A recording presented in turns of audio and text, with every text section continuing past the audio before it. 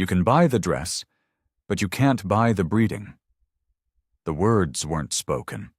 They were spat. A venomous projectile of sound that ripped through the gilded symphony of the starlight masquerade at the celestial towers. 1,000 diamond-draped heads, their necks creaking with the weight of generational wealth, snapped in unison. Their carefully practiced smiles, the ones that secured billion-dollar mergers and graced the covers of society magazines, froze into identical masks of exquisite shock. Before we dive into the fallout of this public execution, I want you to do something for me. Pause for a second and drop your city or country in the comments below. I want to see just how far this story of ultimate revenge travels. And if you believe that true power isn't screamed from a pedestal but commanded in silence, prove it. Smash that like button, subscribe to this channel, and hit the notification bell. Stories like this one are more than just entertainment. They are a revolution, and your support fuels the fire. We're so glad you're a part of this. Now, let's get back to the chaos. The air in the grand Constellation Ballroom, once shimmering with the golden light of a galaxy of Swarovski crystal chandeliers, suddenly turned thick, heavy, and suffocating. The string octet, mid-stroke on a soul-stirring rendition of a modern concerto, screeched into an unnerving, discordant silence, as if their instruments had suddenly shattered. Every single eye, from the tech billionaires in their understated Tom Ford tuxedos to the blue-blooded doyens in their vintage Chanel, was fixed on a single horrifying tableau. At the very epicenter of it all, a goddess carved from malice and ivory, stood Isabella Sterling, the evening's hostess and the undisputed queen of this glittering, merciless kingdom. She was the city's darling, a porcelain nightmare whose lineage was etched into the very granite of the museums and libraries that formed their world. Her skin was so flawless it seemed unreal, her lips a slash of cruel crimson, her platinum blonde hair cascading in perfect, impossible waves, over shoulders left bare by a gown of liquid gold that seemed to mock the very starlight it was named for. She held the entire evening in the palm of her perfectly manicured hand, and now she held its absolute, undivided focus. In her other hand was a delicate dessert plate bearing a decadent slice of blood-red raspberry tart, its glistening glaze gleaming like fresh blood under the intense, unforgiving lights. A smile so smug it was poisonous twisted her perfect mouth. And then, with a flick of her wrist as casual and thoughtless as swatting a fly, she launched it. The impact was not just a sound, it was a violation. A wet, brutal smack that echoed through the cavernous hall. The tart didn't just hit Dr. Evelyn Reed, it exploded against her. A thick, dark smear of crimson raspberry and buttery crust burst across the side of her face, dripping from her jawline onto the pristine, moon-white silk of her custom-made gown. For a beat, one single suspended moment in time where the universe seemed to hold its collective breath, the entire ballroom was silent. And then came the laughter. It started as a nervous titter from the back of the room, a sharp, uncontrolled release of tension from someone profoundly grateful they were not the target. Then it swelled, growing like a monstrous wave into a harsh, cruel, deafening chorus of derision. Smartphones, like 1,000 metallic fireflies, rose into the air, their lenses hungry, their red recording lights blinking like malevolent eyes. A portly man in a tuxedo, a titan of industry whose name was emblazoned on the building's main wing, coughed awkwardly into his fist before surrendering to a wheezing, guttural chuckle. Isabella Sterling basked in the sound, the gold of her dress shimmering as she tilted her head back, laughter spilling from her throat like sour champagne. "It seems," she declared, her voice slicing through the cacophony she had so masterfully orchestrated, "that money still can't buy class, can it?" Her friends, a trio of surgically enhanced socialites who followed her like pilot fish on a great white shark, shrieked with delight. But Evelyn Reed did not break. She didn't flinch, didn't cry out, didn't even tremble. She stood perfectly still, her spine a rod of unbendable steel beneath the defiled, stained silk. Her moon-white gown, an elegant column of fabric designed to evoke quiet confidence, hugged a form that radiated a dignity no amount of raspberry tart could erase. Her hair, woven into intricate braids and swept into a regal updo, revealed the stark, calm lines of her expression. And that expression was a terrifying, absolute calm. Slowly, with the deliberate grace of a queen performing a sacred rite, she lifted a hand. 2 long, elegant fingers scraped the thick jam from her cheek. She examined it for a long moment, an unreadable, ancient emotion swirling in her dark, intelligent eyes. And then she let the glob fall to the polished marble floor. Splat. The sound was minuscule, barely a whisper in the vastness of the hall. Yet in the cavernous, vaulted space, it carried like a judge's gavel. The laughter faltered. The tide of mockery hesitated, a wave hitting a seawall. The entire room seemed to shift on its axis. Guests exchanged uneasy, questioning glances. In the back, a voice laced with a dawning, creeping horror whispered, "Wait a second. Do you know who she is?" Isabella, emboldened by what she perceived as a total and complete victory, swirled the champagne in her crystal flute. The gold fabric of her dress hissed as she leaned in closer to Evelyn, her smile sharpening into a stiletto. Her words were a venomous whisper, yet perfectly pitched for every billionaire, politician, and blue-blooded aristocrat to hear. "Some doors, darling, are meant to remain closed. Some people," she paused, letting the cruelty land, "are meant to stay on the outside looking in." A few chuckles answered her, but they were thinner this time, laced with a new, strange uncertainty. Some laughed because they felt they had to, their fortunes and social standing irrevocably tethered to the sterling name. Others just looked away, a sudden hot flush of shame creeping up their necks. But every eye, every single one, kept returning to the woman at the center of the storm, the one covered in dessert, radiating something far heavier and more dangerous than humiliation. Evelyn Reed's silence wasn't weakness. It wasn't surrender. It was weight. A tangible, physical weight that seemed to press down on the marble floor, suck the very oxygen out of the gilded air, and smother the last dying embers of their cruel laughter. The night had been engineered by Isabella to humiliate her, to put her in her place, to remind a woman of color that no amount of success, no staggering fortune could ever buy her entry into their sacred, protected world. Instead, they had given her their undivided attention. They had handed her the stage. And though not a single soul in that room knew it yet, the hurricane had already made landfall. This masquerade had been plastered across magazines and high society blogs for 6 months, billed as the philanthropic event of the decade. It was a night for 7-figure donations and multi-million-dollar deals whispered over flutes of Dom Perignon.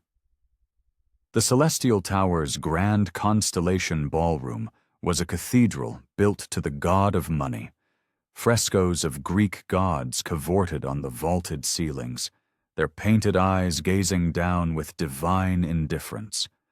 Marble floors were polished to a dark, perfect mirror, reflecting the 3 colossal chandeliers that dripped diamonds of light onto the chosen few below. This was not a party.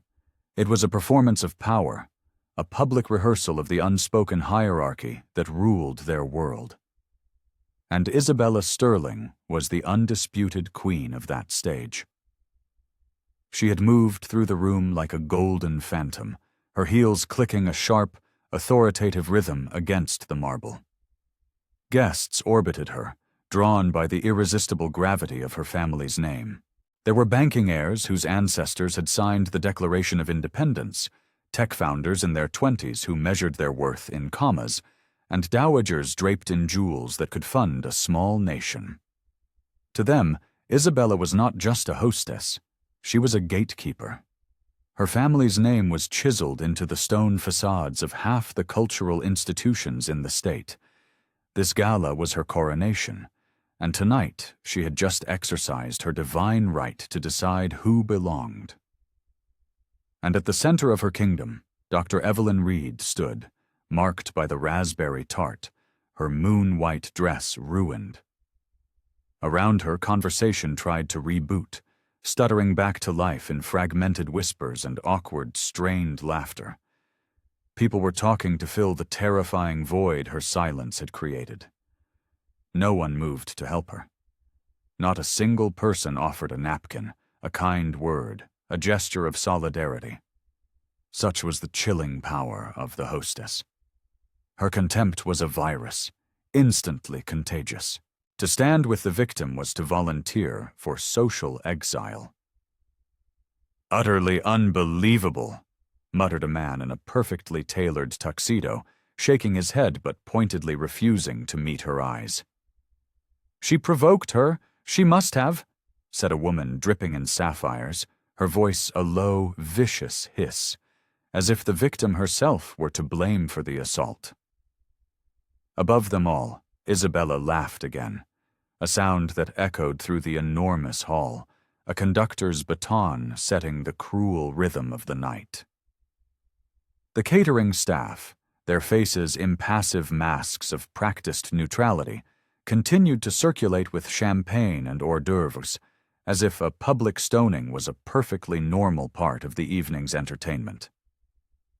The string octet, after a sharp nod from the conductor, hesitantly picked up their bows again, but the music sounded thin, fragile, and utterly obscene. The atmosphere had been irrevocably altered.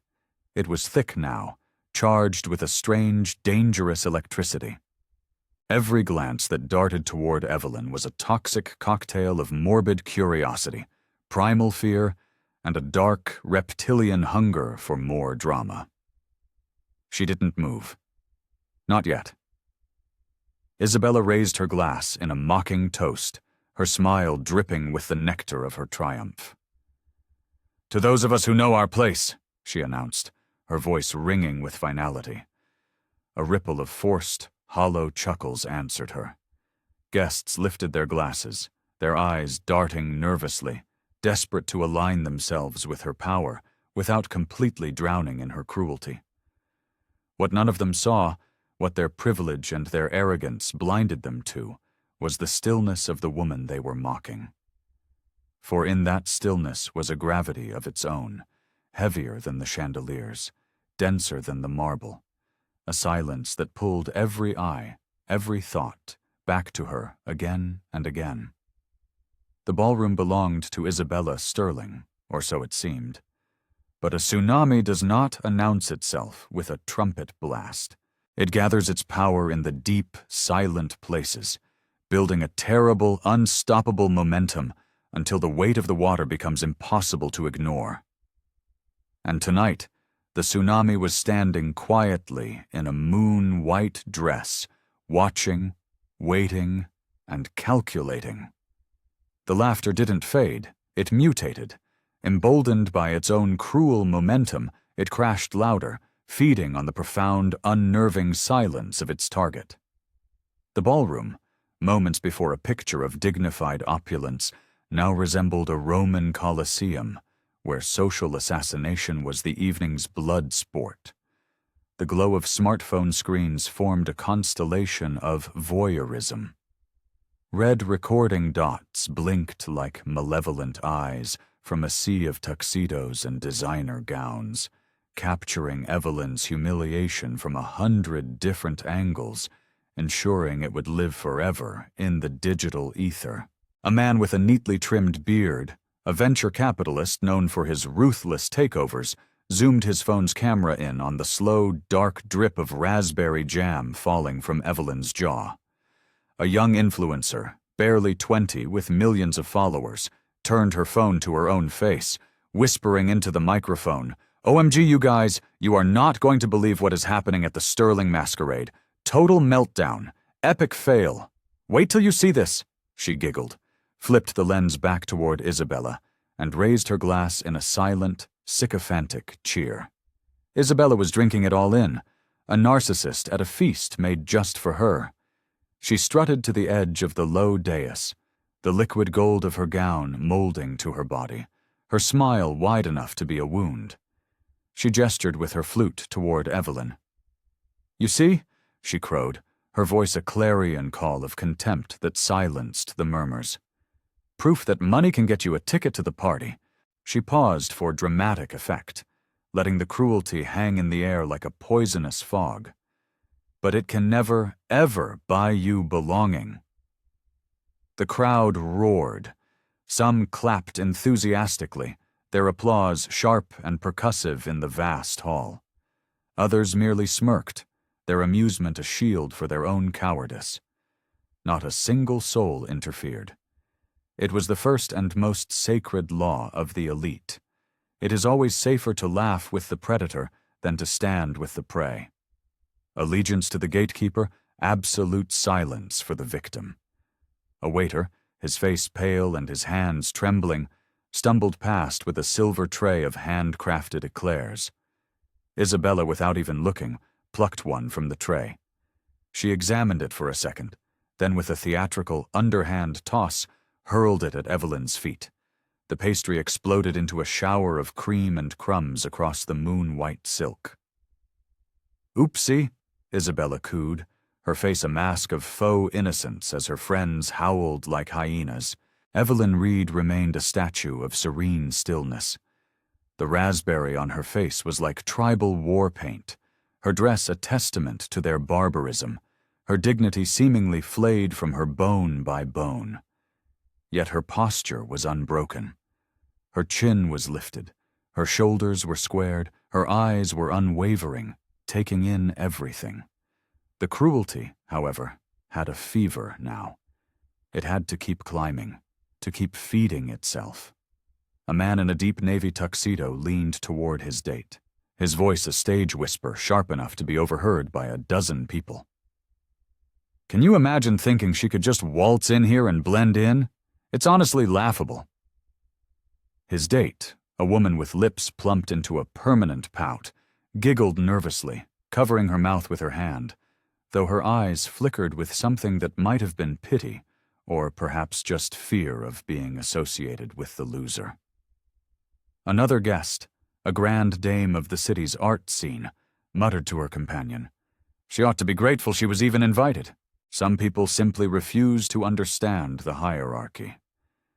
Isabella drank their words like fine wine, each comment intoxicating her further. She held her glass aloft once more. "Let this evening be a lesson for everyone," she declared, her voice filled with a messianic fervor. "Lineage, heritage, true elegance. These are not things you can imitate. They are things you are born with. They cannot be bought." The pronouncement hung in the air like a poisonous perfume, sweet and reassuring to those desperate to believe they belonged, suffocating to anyone who dared to challenge the premise. The cameras kept rolling. The laughter pressed in harder. The humiliation was no longer just a personal attack. It was becoming a viral spectacle, a piece of digital history. The image of the raspberry tart and the moon-white silk, of arrogant power and silent dignity, was already being captured, copied, and shared across 1,000 different feeds. What do you think is going through her mind right now? Is it fury? Is it shame? Or is it something else entirely? Let me know your thoughts in the comments. And if you have a feeling a reckoning is coming, a storm of biblical proportions, then make sure you are subscribed to this channel, because you are not going to want to miss what happens next. Still, Dr. Evelyn Reed did not move. She simply took a breath, slow and deliberate. Her eyes, dark and piercing, scanned the room. She was not seeing them with fear or with shame.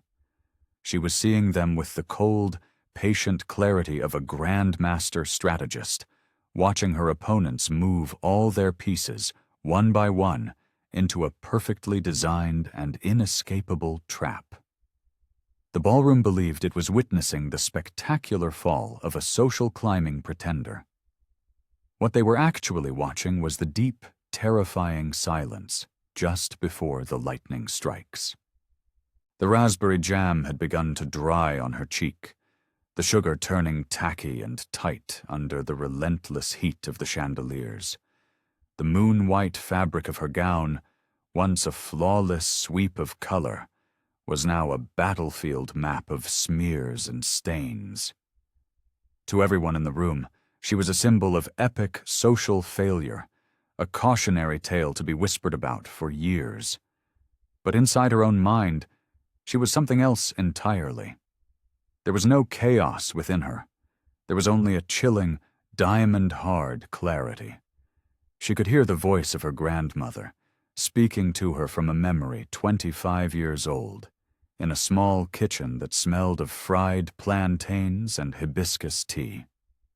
"The world will not test you with fire, little lioness," her grandmother had said, her voice a soft, steady hum. "It will test you with ice. They will try to freeze you out, to make you feel like a ghost in their house, to shame you in the middle of their great halls. Remember this, my child. Dignity is not a sound you make. It is the silence you command." The waves of laughter rippled again, sharp and cutting as shards of broken glass. Phones hovered like vultures, documenting her stillness for posterity. Isabella, her golden dress a weaponized glimmer, lifted her glass for another toast, another barb, another dose of her particular brand of venom. The entire ballroom danced to the rhythm of her cruelty, like marionettes on invisible strings. But Dr. Reed didn't truly hear it anymore. She was listening to the steady, metronomic beat of her own heart. Thump, thump, thump, thump. Each inhale was a reminder. She had fought and won wars in boardrooms far more brutal than this gilded cage. Each exhale was a release. She had survived rooms colder, crowds crueler, and humiliations far deeper than this childish display. Her silence was not an act of surrender. It was an act of calculation. The jam on her skin had become a mask, but not of shame, of patience. Every smear of raspberry, every crumb of pastry clinging to her moon-white dress was a mark in a ledger, an itemized list of an arrogance for which an invoice would soon be delivered. She could feel the psychic weight of the room trying to crush her, to force her spine to bend, her shoulders to slump, her eyes to fall. Yet she stood resolute, an anchor in a sea of their hate. Her gaze drifted briefly, clinically, toward Isabella. The hostess's laughter was a wide, gaping thing, all teeth and gums, her eyes gleaming with the ecstatic superiority of a bully who has found the perfect, unresisting victim. Around her, the guests drank and clapped and mocked, their complicity sealing the moment, making them all accomplices. The power dynamic of the night seemed absolute, unshakable. But in that brief glance, Dr. Reed saw what no one else did. A flicker, a tiny, almost imperceptible tremor in the flawless performance. Cruelty is the last refuge of the insecure, and arrogance is the brittle armor of the afraid. Her eyes continued their sweep of the crowd, men in bespoke tuxedos, women dripping with generational diamonds, influencers whose only asset was their fleeting relevance. Every one of them complicit, every one of them blissfully certain of their safety within the herd. She wasn't memorizing their faces with rage. She was cataloging them with the dispassionate precision of an auditor. Then, Slowly she drew another long, deep breath. Her silence deepened, expanded, until it became a physical presence in the room, a tangible force. A hurricane does not shout its name.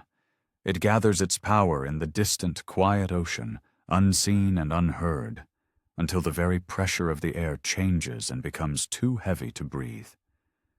That was what she felt in her chest now. The gathering. The inexorable swell. They thought they had broken her. They thought a raspberry tart and vicious laughter had succeeded in reducing her to a pathetic object, a mere prop in their grand theater of superiority. But they hadn't broken her.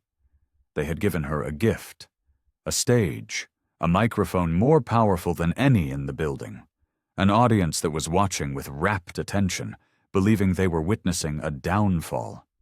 They were profoundly, catastrophically wrong, because this humiliation was not her epilogue. It was her overture. The air in the ballroom had now curdled. What had begun as a singular act of spite had metastasized into a full-blown public spectacle. Isabella Sterling, her gold dress blazing like a supernova under the crystal lights, knew her audience well and played to them with the practiced cruelty of a seasoned performer. She stepped closer to Evelyn, her golden heels striking the marble with sharp, punctuating clicks. A fresh plate of multicolored macarons was whisked from a passing waiter's tray. She plucked a lurid pink one from the pyramid, rolling it between her thumb and forefinger like a bullet. Then, with a casual flick, she sent it flying. It landed on Evelyn's shoulder, leaving a dusty pink smudge. The crowd roared. Another one followed, a sickly green one, landing near her feet and shattering into a cloud of almond dust. "Oh, darling," Isabella purred, her voice dripping with condescending pity, loud enough to be captured by every phone. "That white is such a delicate color. What a shame it stains so easily." The laughter came faster now, sharper, more feral. The phones rose even higher. A young socialite whose grandfather had built his fortune on predatory lending whispered to her companion, "This is absolutely savage. I love it." Her own camera was shaking slightly as she struggled to keep it steady. An older matriarch, a string of perfect pearls glistening at her throat, chuckled into her glass of Chardonnay, having long ago made the choice to find amusement in the suffering of others, rather than question her own conscience. Isabella began to circle Evelyn, a golden shark circling her prey. "You see, ladies and gentlemen," she announced, raising her champagne flute as if delivering a lecture. "Our guest tonight thought a fat bank account could buy her a crown, but crowns are not for sale." She leaned in conspiratorially, her voice dropping to a theatrical whisper. "Crowns are inherited. Crowns are born." The words struck like polished stones. A few gasps of feigned shock mingled with the sounds of genuine, cruel delight. The crowd was no longer just watching. They were participating, feeding on the spectacle like piranhas. Every sneer, every smirk, every clinking glass was another nail in the coffin of decency. Evelyn remained utterly still. Her moon-white dress, now a disaster of raspberry, cream, and macaron dust, clung to her like a banner of quiet endurance. Her face was a mask of unnerving calm, but her refusal to collapse seemed only to infuriate the room further. Isabella noticed. The triumph in her smile flickered, replaced by a flash of annoyance, and then it sharpened into pure venom. She leaned in so close their faces were almost touching, whispering for the benefit of the nearby microphones and cameras. "You should be grateful, you know. I've given you more attention tonight than you will ever deserve in your entire life." The blatant cruelty drew a fresh round of applause. Someone started clapping slowly, mockingly. From the back, a man's voice, thick with liquor and entitlement, shouted, "Show her the door!" And with that single cry, a chant began. Quietly at first, then gaining volume, a monstrous rhythm. Out, out, out! Isabella Sterling spread her arms wide, a malevolent conductor basking in her orchestra of contempt. Her golden dress shimmered, her grin widened, and she made a grand theatrical gesture toward the ballroom's massive gilded doors. The chant rose to a roar, the phones filmed with fervor. The humiliation reached its terrible, seemingly final peak. But amidst the jeers, the insults, and the deafening chaos, Dr. Evelyn Reed's silence remained a fortress, untouched and unbreached. She stood in the very eye of the hurricane, a column of stone in a raging sea, absorbing every insult, every laugh, every syllable of the chant. And in her stillness, something unspoken, something powerful began to shift the very foundations of the room. The mob believed they were casting her out. They had no idea they were simply setting her stage. The cruelty had finally reached its crescendo. What was about to happen next would silence every last one of them. The chant was a physical force, echoing off the marble walls and crystal chandeliers.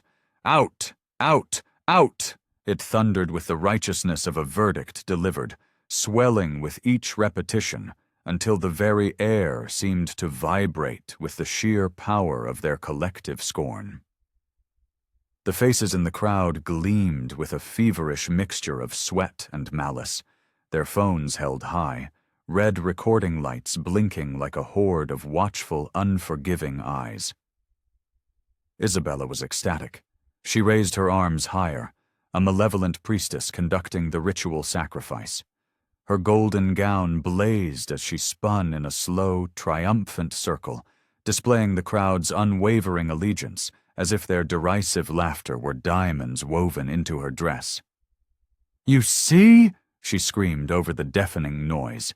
"This is what happens when pretenders try to wear crowns they haven't earned." And still, she stood. Dr. Evelyn Reed did not move. The chant was a tidal wave crashing against a granite cliff. It was loud, relentless, and utterly powerless to move her. The raspberry jam was a hard shell on her cheek.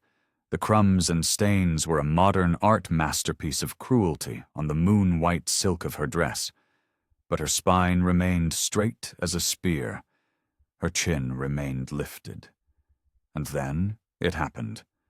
She raised her hand, not quickly, not in a desperate plea for mercy, but with the calm, measured deliberation of a monarch calling for silence in her court. Her fingers straightened, her palm held steady. A simple gesture, so stark and so unexpected that it sliced through the roar of the chant like a surgeon's scalpel. A ripple of silence spread out from her in concentric circles. Voices faltered mid-word. Phones zoomed in closer, trying to comprehend the shift. Isabella blinked, her triumphant grin twitching at the corners, the first sign of a crack in her perfect facade. "Oh," she sneered, taking a half-step closer, trying to reclaim the moment. "Has the little mouse finally found her squeak?" But the CEO didn't speak. Not yet. She simply reached up and wiped another streak of jam from her collarbone. She held the dark smear up between her thumb and forefinger, examined it, and let it drop.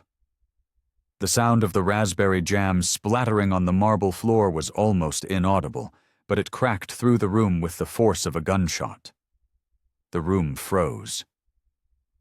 For the first time all night, it wasn't the hostess, but her target who commanded the silence. Eyes shifted nervously. Guests glanced at one another, a current of uncertainty arcing between them.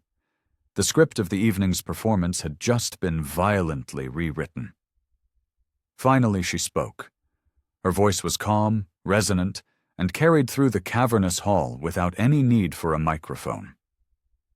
"Are you absolutely certain?" she asked. "This is what you want to do?" The question wasn't loud, but it struck the room like a bolt of lightning. It held no anger. It contained no plea. It was a warning, delivered with the chilling finality of a verdict. Isabella laughed, a nervous, brittle sound that she tried to mask with bravado, tossing her hair back over her shoulder. Do what? Remind an imposter that she doesn't belong? Dr. Reed's gaze cut through her, steady and unblinking. Her silence stretched again, heavier this time, a palpable force that seemed to suck the very sound from the air until even the violinists in the corner seemed to shrink behind their instruments. The crowd began to stir uncomfortably. A man in the front row slowly lowered his phone. A woman pressed her lips into a thin, tight line, the smirk she'd been wearing all evening suddenly looking foolish and ugly. The absolute certainty that had fueled the lynch mob's chant now wavered, cracked by the weight of a calm they could not possibly comprehend. Isabella forced another laugh, louder this time, sharper, a desperate attempt to regain control. But within that laugh, there was a fragile, high-pitched note of panic. Something the entire room was just beginning to hear, because for the first time all night, it became terrifyingly clear to everyone that Dr. Evelyn Reed was not the victim they thought she was. She was the storm they had mistaken for silence. The silence she now commanded was thick, heavy, almost unbearable. 150 pairs of eyes stared at her, the dried raspberry on her cheek like a strange, foreign metal. Her moon-white dress was a ruin, but her presence was utterly untouchable.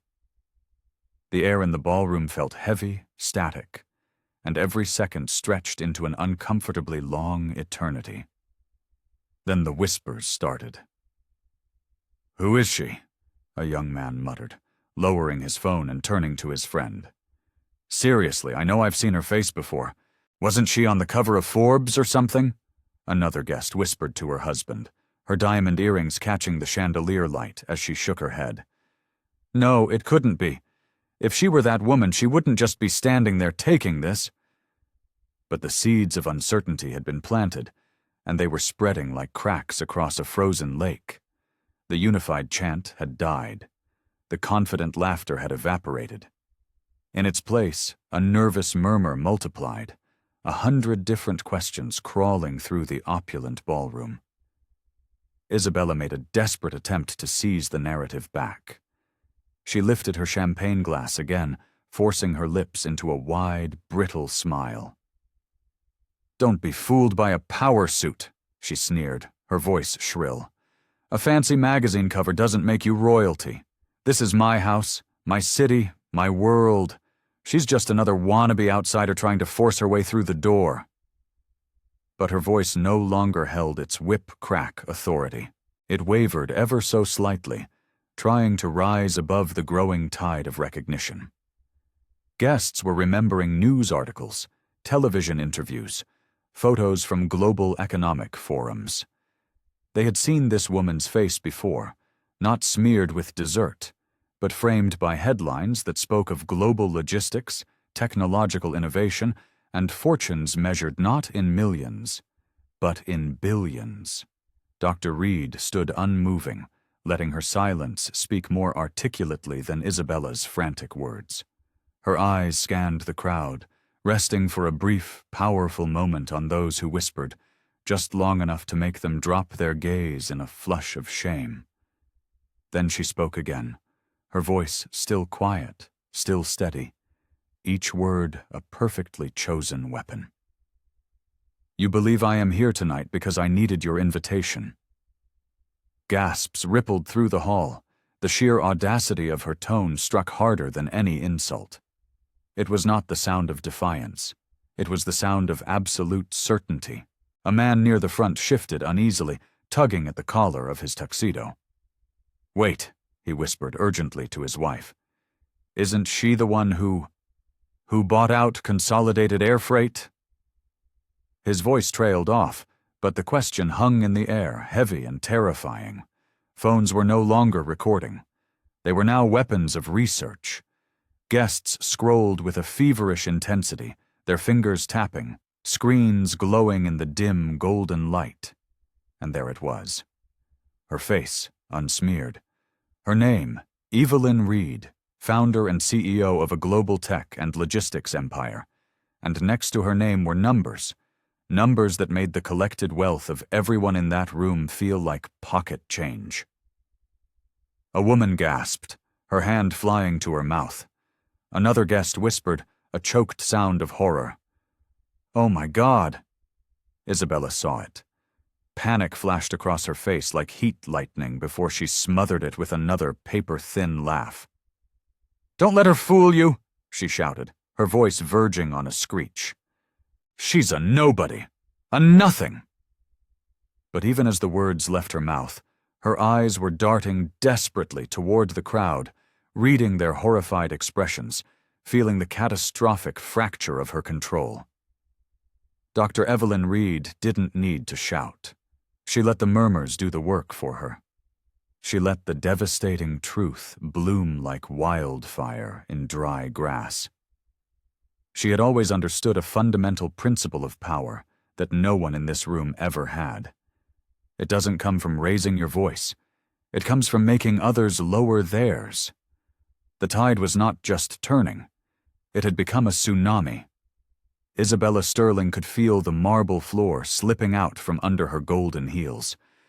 The humiliation had been her weapon to wield, but now the revelation was no longer under her control, and the storm, silent for so long, was finally, terrifyingly, about to break. The ballroom was buzzing now, a frantic hive of nervous, electric whispers.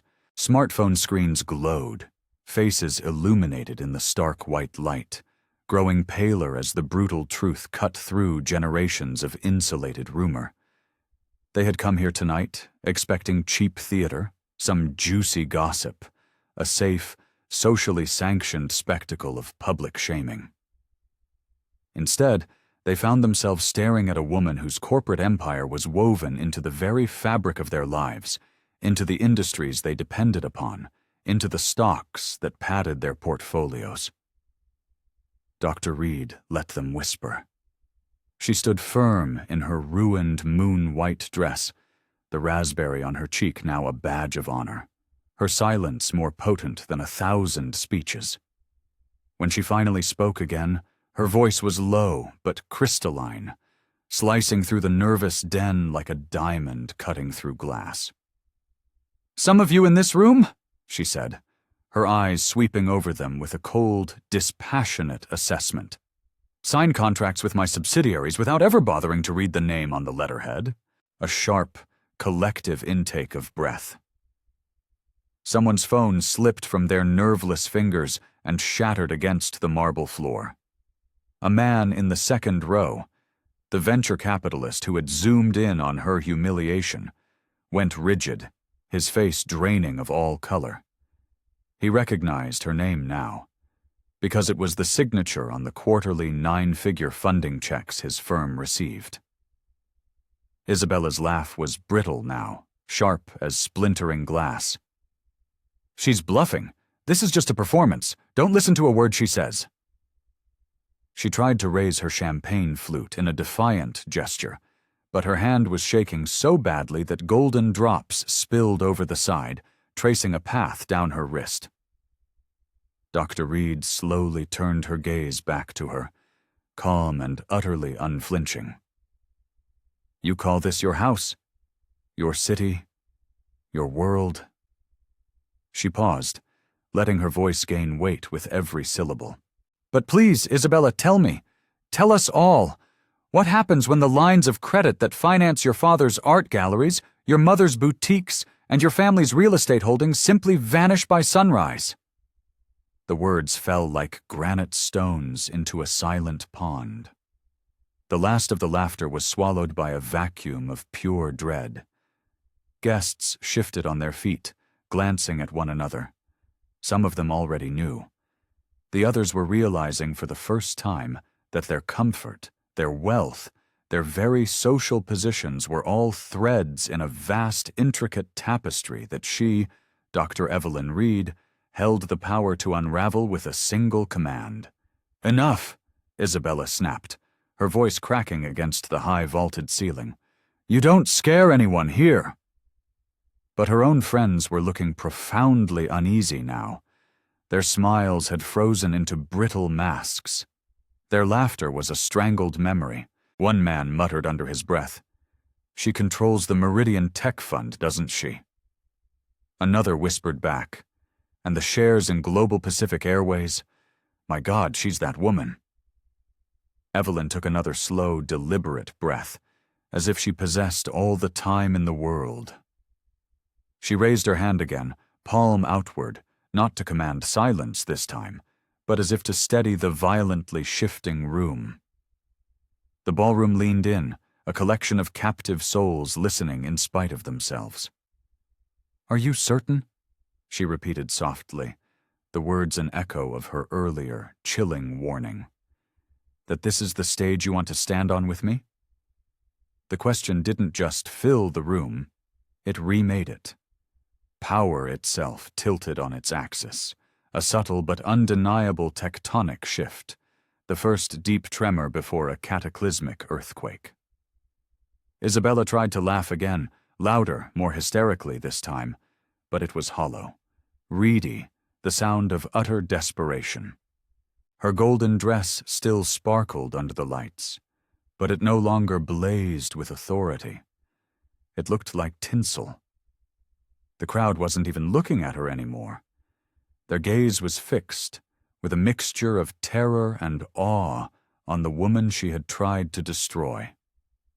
The woman standing calmly in a ruined gown of moon white and raspberry, radiating a storm from which no one could escape.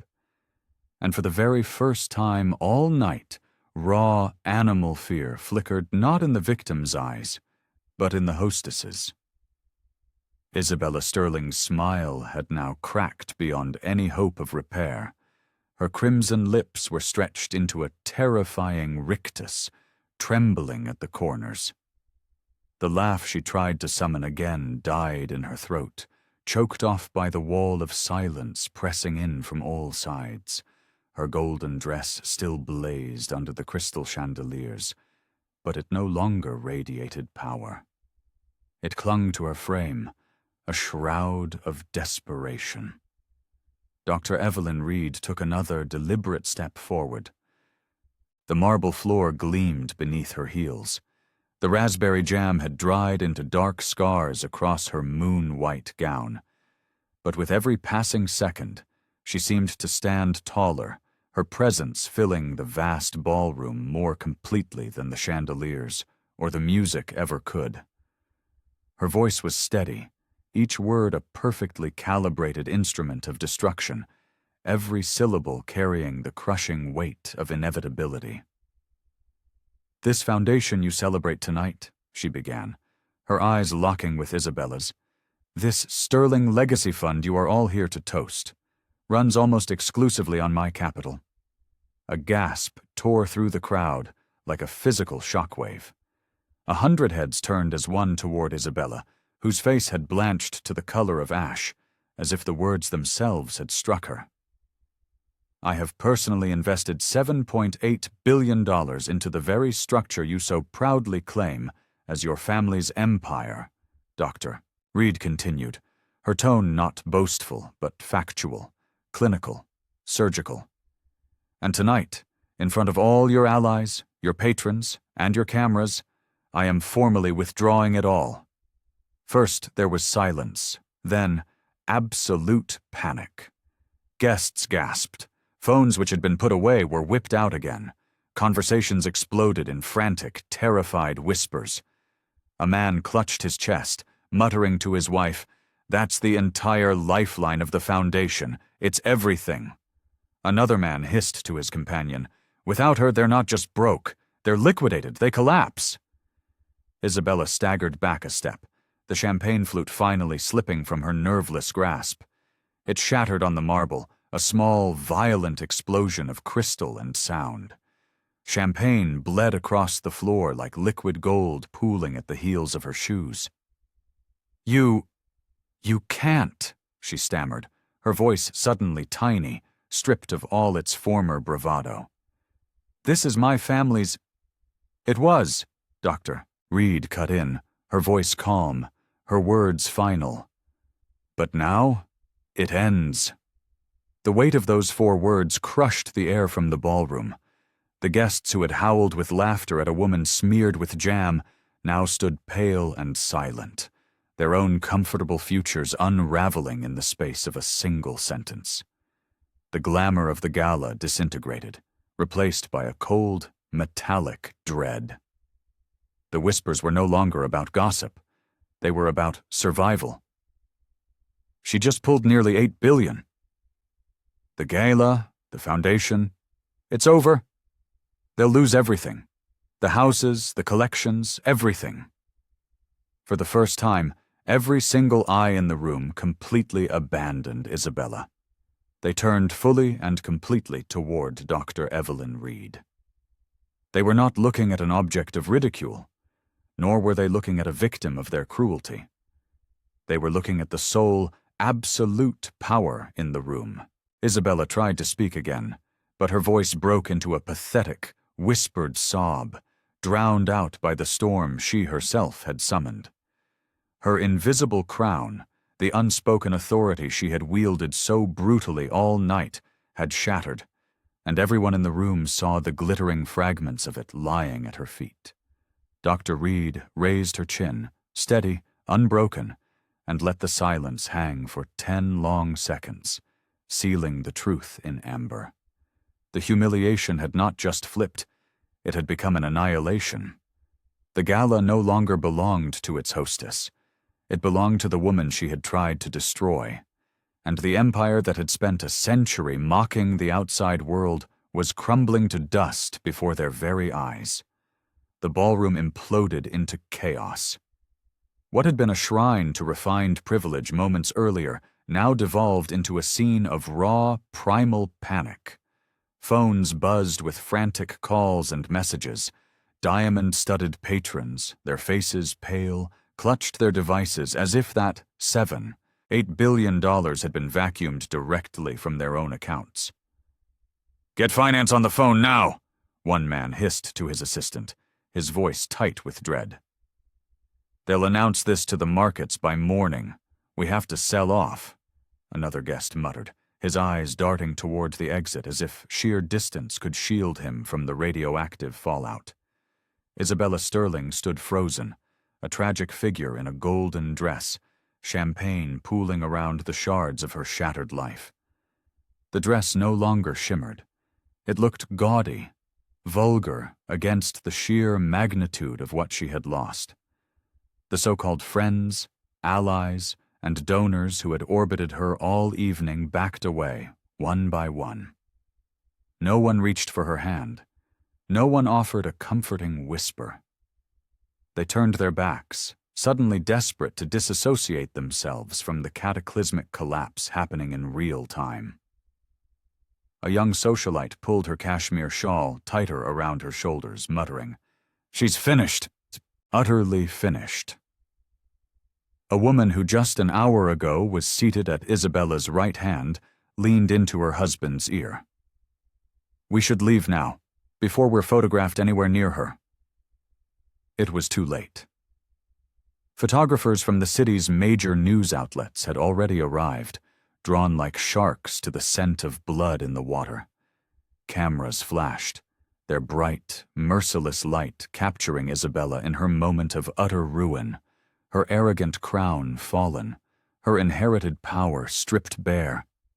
And in every single photograph, framed just behind her, stood Dr. Evelyn Reed, calm, composed, the raspberry still clinging to her moon-white dress like a testament to her survival.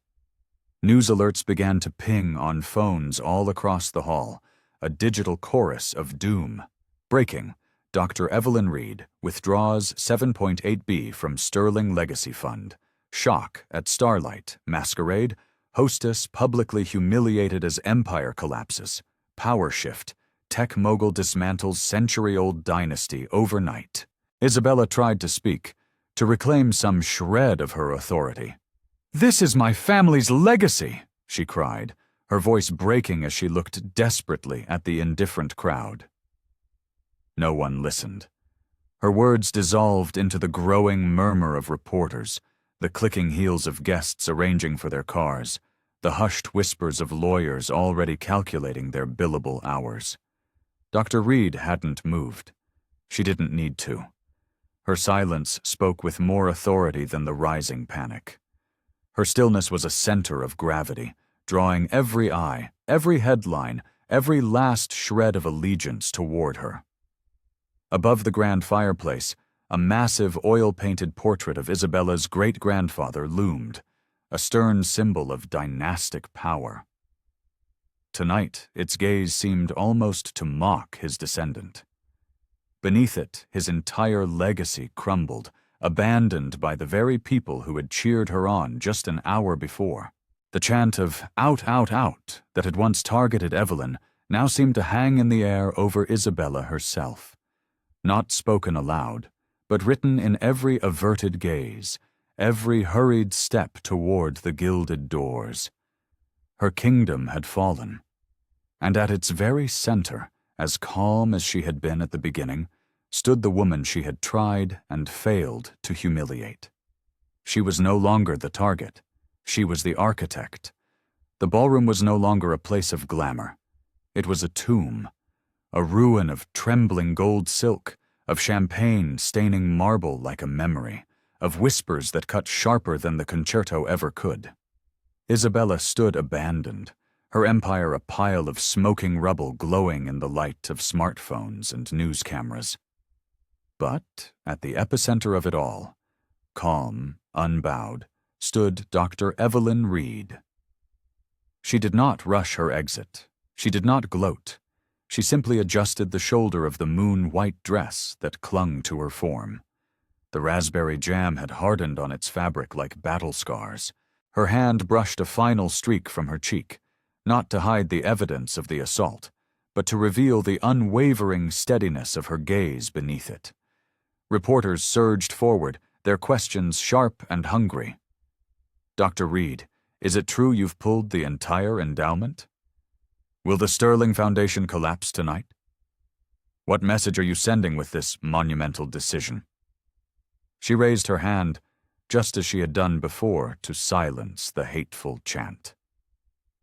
Instantly, the cacophony of voices dropped to a respectful hush.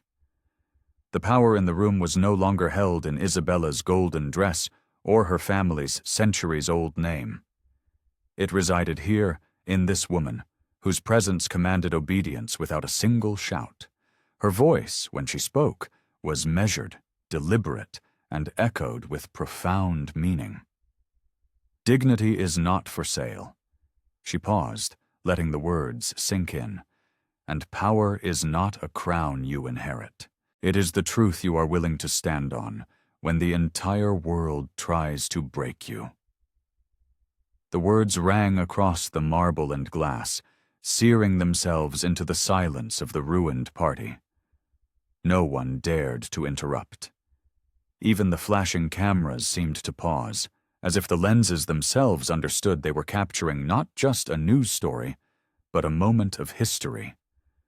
Isabella crumpled further into her isolation. Once so radiant, she now looked small and frail beneath the glittering chandeliers. Her beauty seemed hollow. Her allies had vanished into the night. Every eye in the room had turned from her.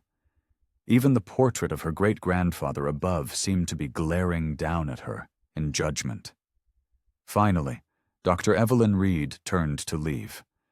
Her heels struck the marble with a steady, rhythmic cadence, and the crowd parted for her without hesitation.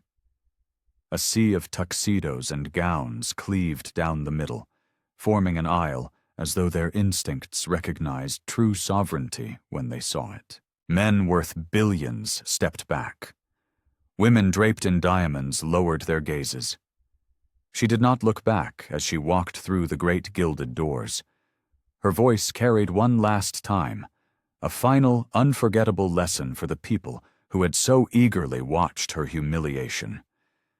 Humiliation does not weaken a person. It only reveals who truly holds the power. Her words echoed in the grand hall long after she was gone. Outside, Cameras flared like a man-made lightning storm. Journalists surged forward, broadcasting her walk into the cool night air as though it were a coronation. The headlines had already written themselves, but the truth was far larger than any ink or pixels. It was in the indelible image of a woman who had walked through a hurricane of hatred and emerged not just unscathed, but untouchable.